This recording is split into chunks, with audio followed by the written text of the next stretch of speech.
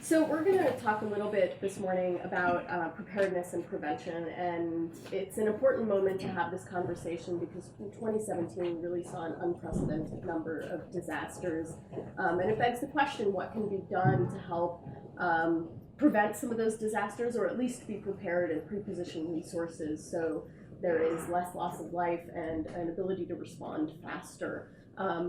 Not all disasters or crises are preventable, but the ones that are, I think it's important to think about how to do that. And so the first question I wanted to ask you is sort of this question about, why prevention is so critical, but also how can we identify sort of some of the key factors around how to prevent future crises? So, thank you very much. I think this is a really important topic to discuss. We know every year the humanitarian spend on crises around the world is in the billions, 20 plus billion each year. It's rising every year. And yet, only 1% of our spend is on preparedness.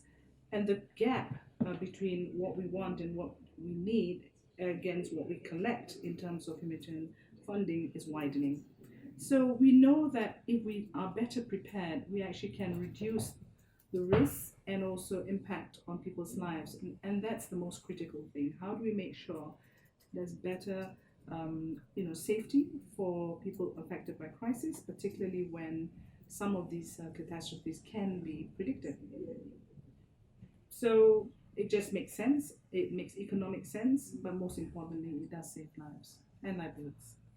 And so I forgot to introduce this wonderful panel that I'm here with. So you just heard from Jemilah Mahmood, who's the Undersecretary General at IFRC, and this is Ed Martinez, the President of the UPS Foundation. We're also joined by Michael Moller, who's the Director General of the UN office in Geneva.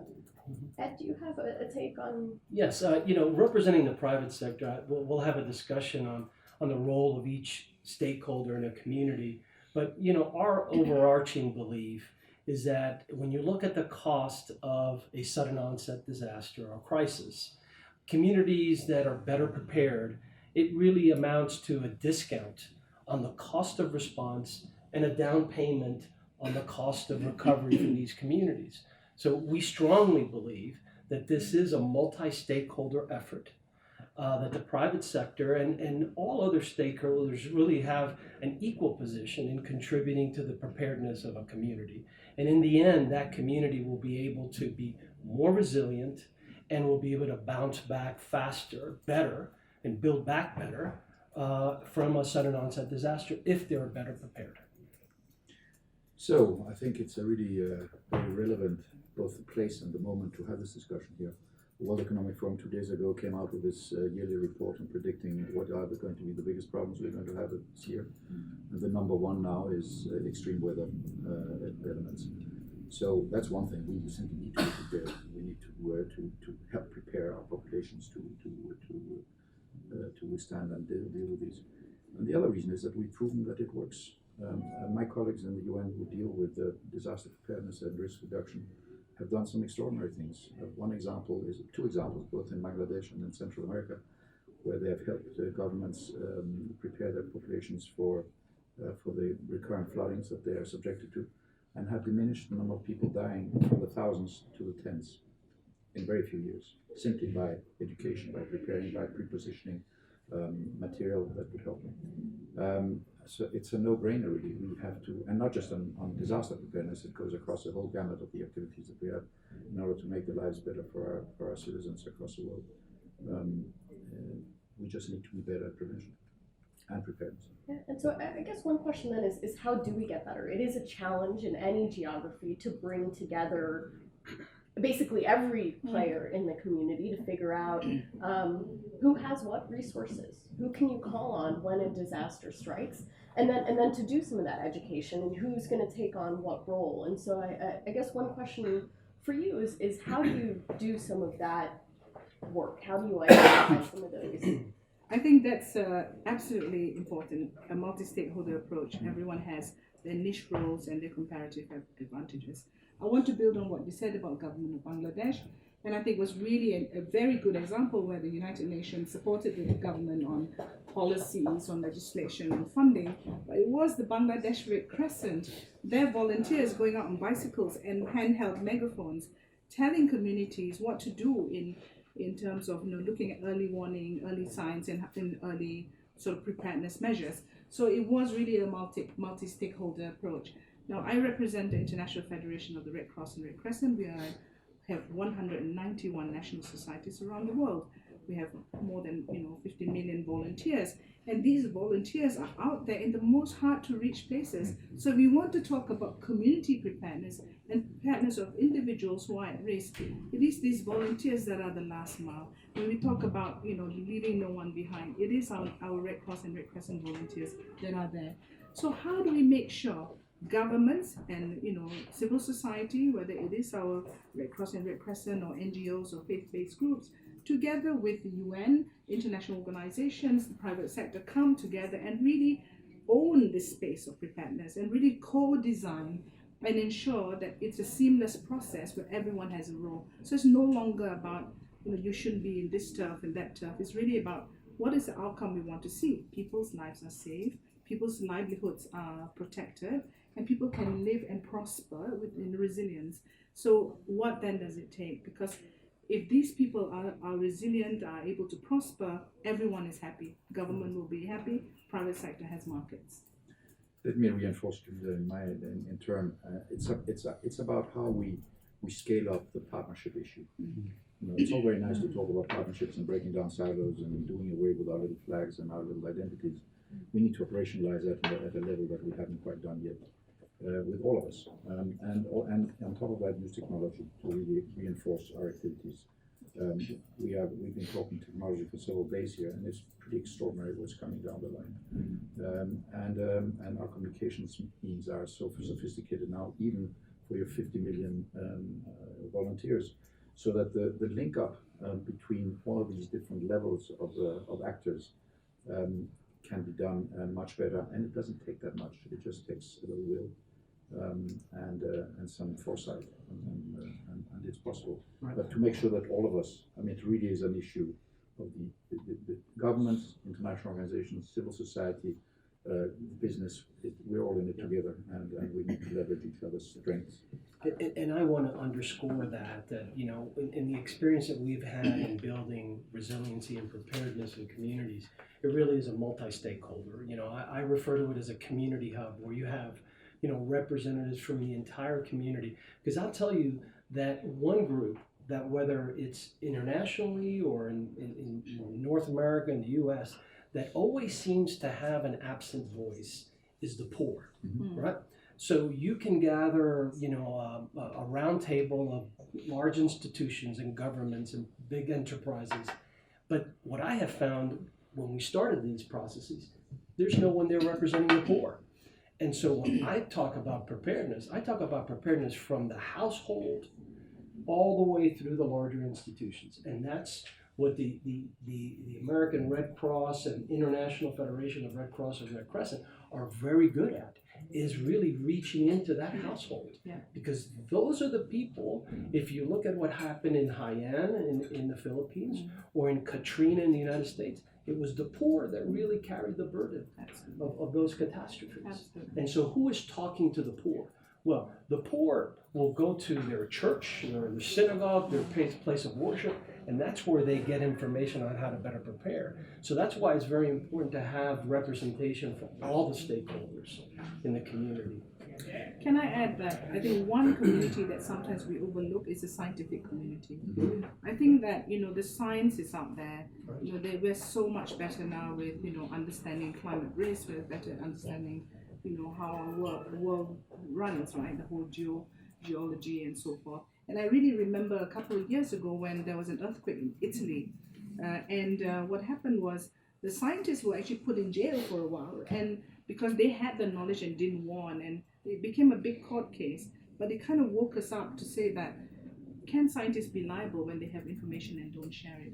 I think part of the problem is we don't bring this community in, right? So at the Federation, what we are doing now is we're doing a lot of work on futures and foresight, bringing a group of scientists, really unusual suspects, who spend a lot of time looking into these things, but don't really connect with the rest of us who are actually the practitioners on the ground. So how do you get this knowledge and practice as a process that is actually going to be seamless and helping each other out in the process? Yeah. And you have to do almost like a manual outreach. That's right. Because I will not name the country that we did extensive work in, but when we reached out to 3 universities, the amount of work that these universities have done, because this is a very high-risk community, it was amazing. Yeah. And my question was, have you ever shared this with the community? No, we really don't talk to each other. Yeah. But you're absolutely right. Amazing amount of work has been done by universities, particularly in communities that are at high risk. We're beginning to work a lot on a bigger scale, if you want, in Geneva, certainly, to do exactly what my 2 colleagues here are talking about, is to link up the scientific community with the operational community, both in terms of reinforcing, so we ensure that the scientific community does work that is actually practical and impactful, and that the operational community knows exactly what's out there on offer for them to use. So that's beginning to work, and I think that people are beginning to work out to this need. Yeah, and it is possible. It is really possible because, for example, at Federation, we have now a partnership, we say, with the Asia Pacific Rim universities, where that's really the Pacific Rim of fire. And we have now an opportunity for their graduate students to come and do research on the field with us. And you're talking about the last mile and community reach. It is the Red Cross and Red Cross volunteer that actually gets into these households, right? But we also need to ensure that our volunteers are protected themselves and also have knowledge, and that's a real investment. So I want to switch to the idea that preparedness also requires us to invest in capacities, and often this is overlooked. It's very easy to fund a response program, but it's less easy to fund not just preparedness but also capacity development. Well, I think it's difficult to make the case Yeah. often, right? I mean, you said it's 1% of funding today, and so I guess one thing I'm also curious to hear from you is how do you make that difference? Because I think without more funding on the prevention and preparedness, you can't get to the scale. You'll have some examples where maybe countries have said this is really critical for us, and they've brought together the partners and had some real political leadership to take things forward. But absent that, how do you address this on a much broader scale? Well, like we're beginning to do in the development field, very new and innovative financing mechanisms are coming up, lending finance, etc. I think we have to apply these kind of new tools to this area as well. And this is again a partnership issue. It's a business of getting the governments, business, and the communities to buy in and to be full owners of a process. And if it means even very symbolic sort of contributions, it means crowdfunding, it means all sorts of new ways of, because the money is there, it's just in different places, and most of it is not in governments. So we just need to rethink completely how we finance this and many other of our activities. And that is in course, and we're doing it now. Let me just, since I have the floor, also speak a little bit about the change of mindset. Certainly in our structures, probably you guys are more agile and more, closer to the action and closer to the ground. But in many international organizations that are siloed still and are beginning to try and figure that out. But we are made up of bureaucrats, and if there's one tribe on this planet that hates change, it's the bureaucrats, and they need leadership. They need to be convinced and to be taken by the hand and pushed into this very different way of doing business. And that is a responsibility that again also is a collective one, because we need examples, we need push from outside, below, from above, and then we have the leadership in our organizations need to be much more in the face of our staff to start thinking differently. I think if we look back at the last 10, 20 years, certainly from the first time we had the Yokohama and then the Hyogo Framework for Action, you'll see that there's a lot more commitment, at least from governments, to look at preparedness. I think of late, we've also seen donors saying that a certain percentage of their funding could go to preparedness. We in the Federation, we have a disaster relief emergency fund where we also actually invest in preparedness.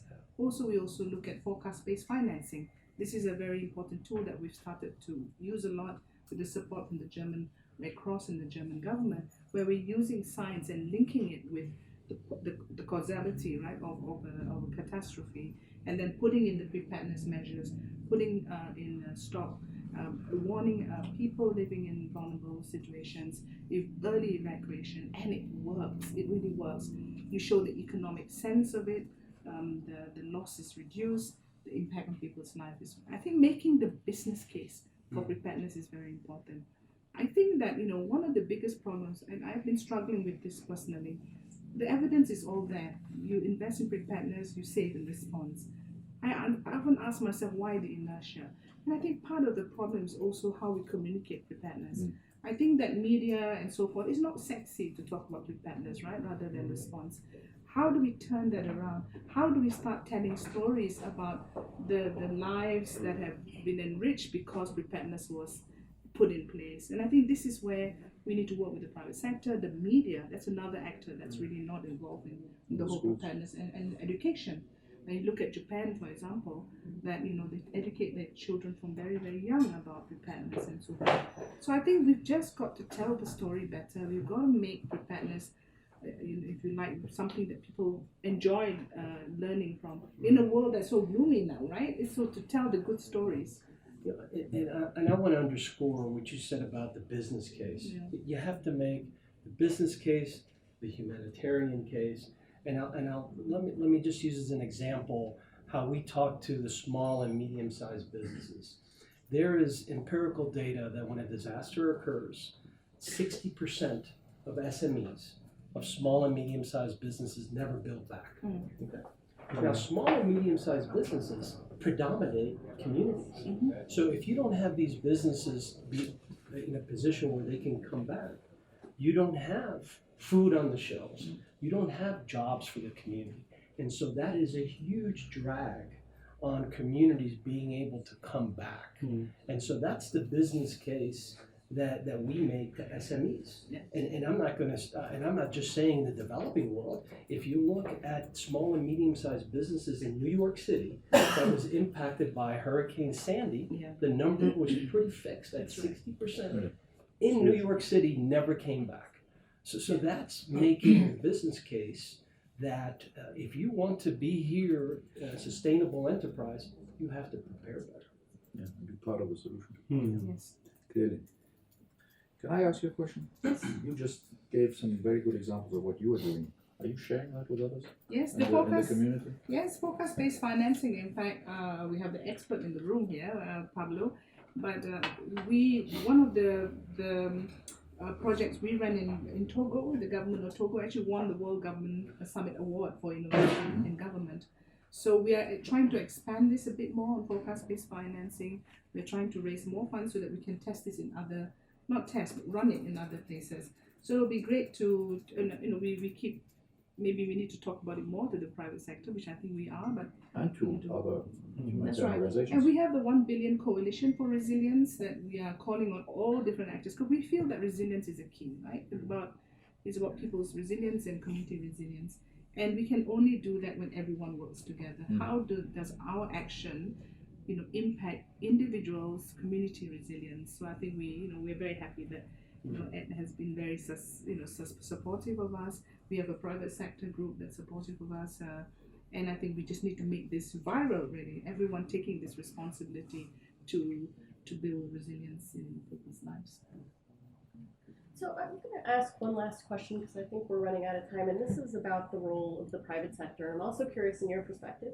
Obviously, Ed is going to present a specific perspective, but I think at least historically, the private sector has been maybe less engaged in humanitarian response in some ways, that there was less of a business case. And so you talked a little bit about how to build that business case in terms of, long-term business resilience for any size company. It may be harder for some SMEs because they have less capital to invest in those things. So one of the questions I have is how do you sort of best leverage the private sector and best prepare some of those SMEs who don't have a lot of money to invest in some of these preparedness measures?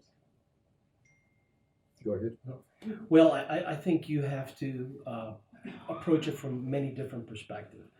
I think Jemilah just mentioned a great initiative, the 1 Billionth Coalition.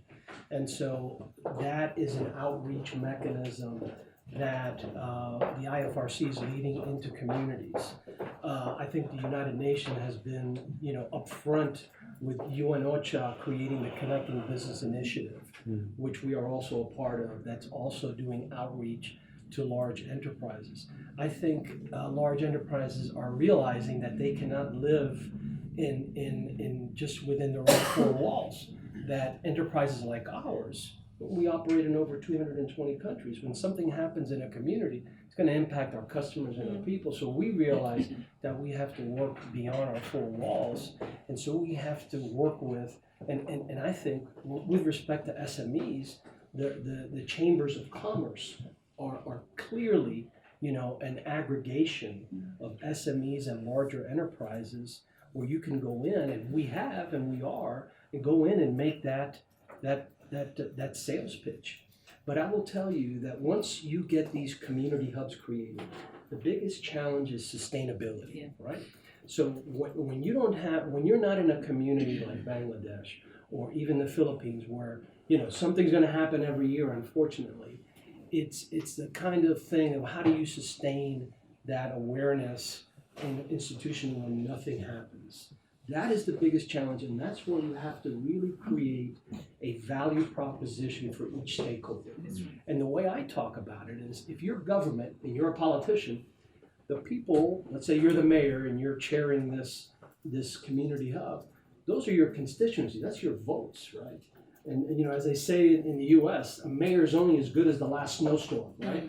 So are you prepared for that snowstorm? If I look at the private sector around the table, I say, look, those are your customers. If I look at civil society, I say, look, these are your donors, these are your beneficiaries.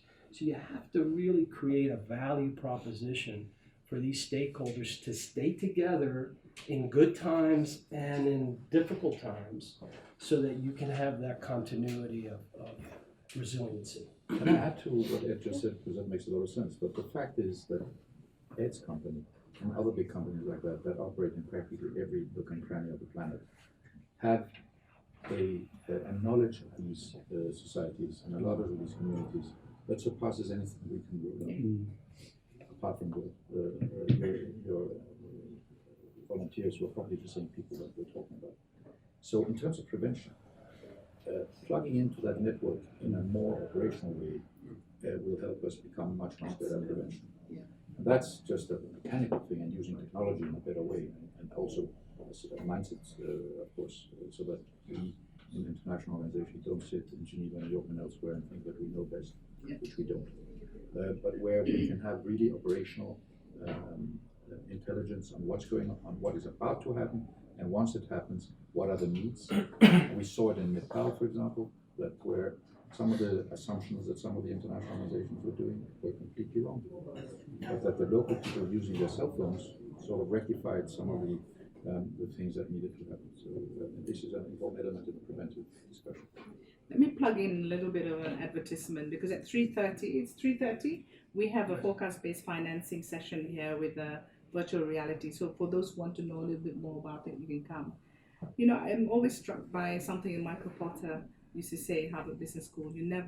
It's about shared value. You never see a rented car returned, washed and polished, because people don't feel they own it, right? But if you look at a racing car, you will see all sorts of logos on the racing car, because people feel they can share the value of that. When they win, everybody wins. I think we've got to start looking at community preparedness of people in the same way, that every one of us has a stake, and including the people themselves. How do you make sure they don't take it just as a given that you're giving this to me? What are their views? What are their actions that they will take? I give you a simple example. Many years ago, when I was working in my own organization, we had a project in Bangladesh where we had a terrible cyclone and inundation of the villages. So we ran a water sanitation project, but we said, look, we can give you the funds. In fact, we had money from the UN and all that, and the private sector, but we said, what is your contribution? And the community themselves said, we want to give 10 taka each, a small amount of money, into a community chest. with that, we will make sure that this project is maintained. Now, come back 3 years later, with the community chest, they've managed to maintain the water sanitation part, the latrines and so forth. But with that money, also develop methane gas collection center and a clinic for the community. So it's so important for us to always remember that the people in communities, they may be poor, but they have something to offer. Sure. And if they see a shared value in this, they will contribute. Great. On that note, I think I'll close this off and thank you all again for your time and your insights. Thank you. you. Thank you very much. Thank you. Thank you.